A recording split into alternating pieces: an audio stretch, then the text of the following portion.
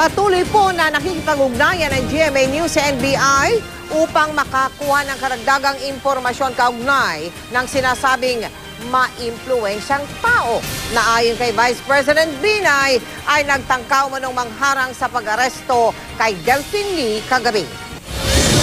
At sa isang panibagong panayam, sinabi ni Delphine Lee na hindi siya nagbalak na tumakas ng ating bansa. Kaya nga raw siya kusang sumama para maklaro o malinawan ang tungkol sa kaso niya. At sinabi ni Lee na hindi talaga siya alis ng Pilipinas. Narito po yung pahayag ni Delphine Lee. Sama na ako sa inyo para masin po ko. Maklaro. Maklaro na. Nasaan kayo, sir, nung Alam mo, nakaraang 2 taon? sa totoo lang, nasa farm lang ako. Saan po? Nandun lang ako sa Subic. Meron akong manggahan doon. Doon ako. Mag-isa lang ako. I didn't even intend to fly out of the country. Kung ginusto ko yun, nung pasana. Because I want to finish this case. Marami kayo sinasabing biktima, pero tanungin nyo nga yung mga complainant, sila yung nakatira sa bahay ko eh.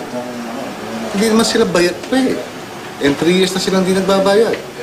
And yet, they're enjoying the benefit of my house, which we built on our own money. Eh kung masusunod, ayaw ko magpakulong. May magagawa ba ako doon?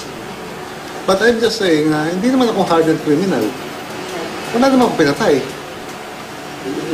Wala naman ako niray. Kung binala ko tumakbo din naman pa sana. You have to remember, I'm not convicted yet.